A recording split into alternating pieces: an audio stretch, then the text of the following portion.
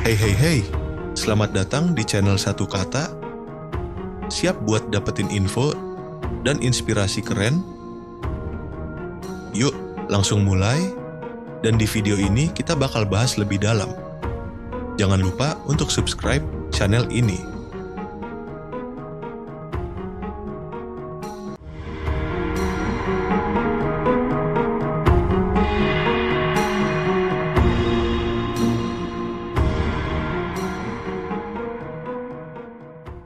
Pak Kunakon Natamon udah jadi sopir truk sejak usia 23 tahun, ngaspal di wilayah Nakhon Ratchasima, Thailand. Ilmu nyetirnya otodidak, bro. Belajar langsung dari teman-temannya yang juga sopir. Lahir tahun 1985, sekarang dia biasa bawa truk bermuatan hasil kebun. Tapi kalau ada orderan truk besar isi bahan bakar bensin, juga dia jabanin.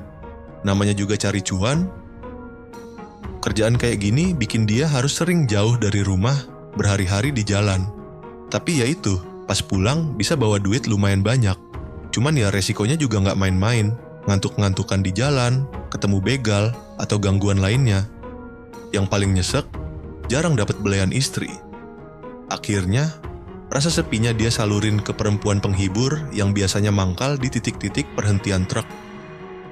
Kadang malah diajak kencan di dalam truk juga loh. Bayarannya seikhlasnya aja. Buat sopir kayak dia, asal bisa makan dan hidup udah cukup. Para PSK itu juga nggak banyak nuntut. Yang penting ada pemasukan, karena mereka juga butuh hidup. Dan ya, Pak Kunakon emang punya hobi jajan beginian. Nah, sekarang kita bahas keluarganya. Kunakon nikah sama Changrua Natamon di pertengahan tahun 2018. Waktu itu Kunakon berusia 33, Changrua 35, dan statusnya janda anak satu. Anaknya cewek, namanya Monsimida, usia 13 tahun waktu itu. Menariknya, pas nikah, si Changrua ternyata udah hamil 5 bulan. Dan itu hasil dari hubungan dia sama Kunakon sebelum resmi nikah. 3 bulan setelah menikah, lahirlah anak cowok mereka, namanya Nafit. Waktu pandemi dari Oktober 2020 sampai Februari 2022, Kunakon sempat dirumahkan karena pengiriman barang antar kota dihentikan. Keuangan jadi seret, hidup makin berat. Bulan September 2022, Monsimida lulus SMA. Tapi sayangnya, dia gagal masuk perguruan tinggi negeri. Orang tuanya nggak sanggup bayarin kalau harus kuliah di swasta. Monsi sempat nyoba lamar kerja sana-sini, tapi belum juga dapet. Malah mamanya yang ditawarin kerja di perusahaan garmen sama temen lamanya, tapi harus keluar kota, tepatnya di Kanchanaburi.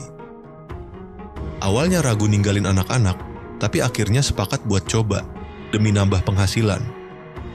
Per Januari 2023, Changrua pun merantau kerja dan cuma bisa pulang sebulan sekali. Sementara, Kunakon lanjut nyetir truk.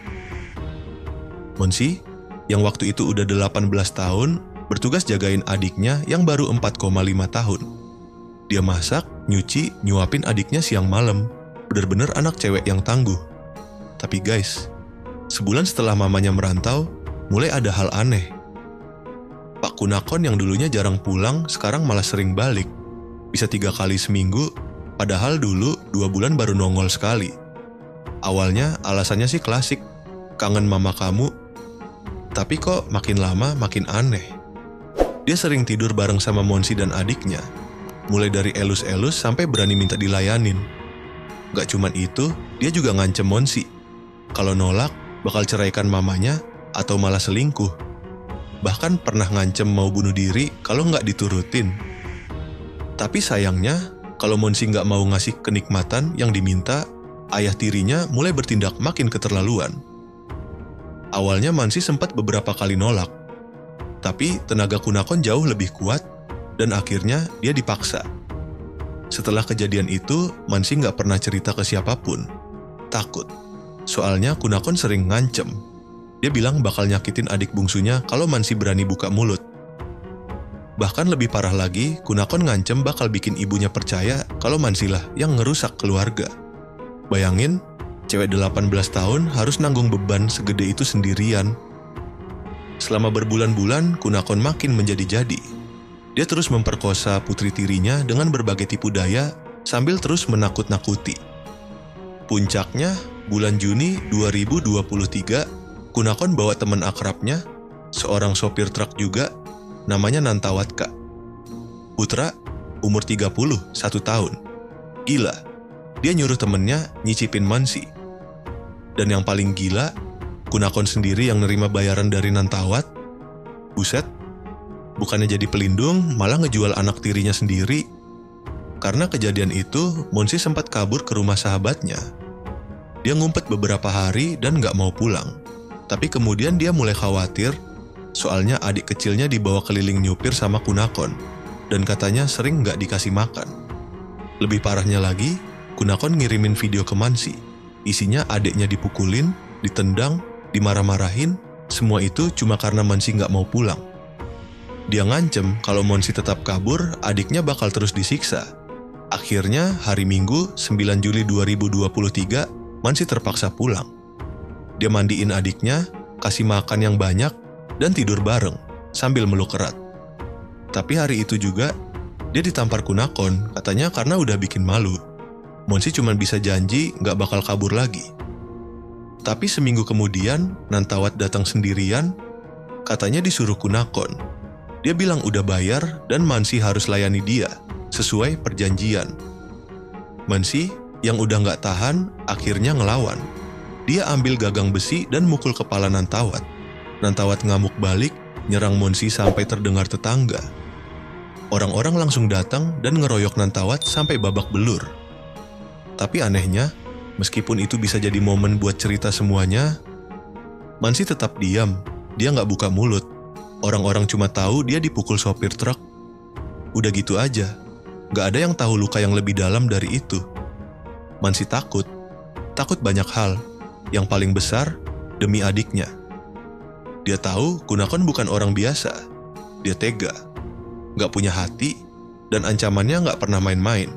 Terbukti, abis keributan kemarin, Kunakon ngamuk. Dia ngancem bakal bakar rumah, bakal bunuh ibunya kalau kejadian kayak gitu terulang lagi. Jangan bikin malu, jangan ngelawan sampai tetangga ikut campur, katanya. Dan malam itu juga, Kunakon minta jatah lagi ke Mansi. Gadis itu nggak punya pilihan lain. Dengan air mata mengalir, dia terpaksa menuruti semua permintaan lelaki yang seharusnya jadi pelindung, tapi malah jadi monster dalam hidupnya. Beberapa minggu setelah kejadian-kejadian gelap itu, Monsi mulai sering ngerasa perih di bagian intimnya. Dia curiga ada yang gak beres. Akhirnya, dia mulai googling gejala-gejala yang dirasain dan makin yakin kalau dirinya tertular penyakit. Karena udah gak kuat, dia akhirnya curhat ke salah satu temannya. Dari A sampai Z, dia ceritain semua soal ayah tirinya, temen si ayah, dan semua pengalaman mengerikan itu. Temannya yang dengerin langsung shock, tapi juga gercep. Dia ajak Mansi ke dokter. Setelah pemeriksaan mendalam, ternyata benar.